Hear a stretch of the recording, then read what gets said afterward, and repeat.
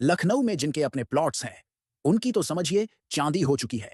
करीब 10 साल बाद लखनऊ में जमीनों के सर्कल रेट बढ़ाए गए हैं। ऐसे में क्या होता है सर्कल रेट और इसके बढ़ने से आपको क्या फायदा होगा, ये लखनऊ की leading real estate company Pace Infra के डायरेक्टर अंकित शर्मा जी से जान लीजिए। सर्किल रेट वो न्यूनतम दर होती है जिसपे आपकी गवर्नमेंट अथॉरिटी होती है, डीएम के पास पावर होती है। 10 साल बाद बदला गया है। सर्किल रेट वो बेस रेट है जिसपे स्टैम्प ड्यूटी या रेवेन्यू पे की जाती है। हर एरिया में लखनऊ में आपके सर्किल रेट बढ़े हैं। जो शहीद पथ से अंदर के एरिया थे उनमें औसतन जिनके 30,000 रुपए के रेट थे वो 60,000 रुपए के आसपास आ गए हैं। 30% से लेके 50% तक बढ़ोतरी की गई है। विभूति खंड में 40,000 रुपए गज पे पहले सर्किल रेट था, आज वो 70,000 रुपए गज है।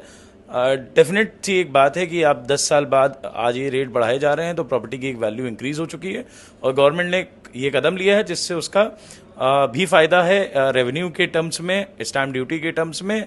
जिन लोगों की पुरानी ज़मीनें थी उनका फायदा है कि अब उनकी ऑन पेपर वैल्यू बढ़ चुकी है। एक बैंक को कोलेटरल देने के लिए एक हायर वैल्यू अब कोलेटरल कंसिडर किया जाएगा, जिससे अगर उसको कोलेटरल रख के वो लोन लेना चाहते हैं तो उसे मिल जाएगा।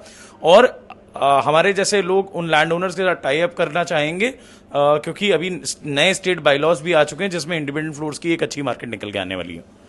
जो लोग बेच रहे हैं और जो लोग खरीद रहे हैं, और इनके ऊपर क्या बेचने वालों को चांदी और खरीदने वालों को क्या अभी खरीदना चाहिए इस मौके पे? जो लोग बेच रहे हैं ये अपनी प्रॉपर्टीज, उनकी प्रॉपर्टीज पे एक तरीके से कहिए कि अब दो फर्क पड़ेंगे। एक तो हायर वैल्यू पे बिकेगा क्योंकि बेस रेट सेट हो गया है, तो वो इस्टेब्लिश कर सकते हैं कि भाई गवर्नमेंट का ही रेट आज की डेट में 70,000 रुपए गज है।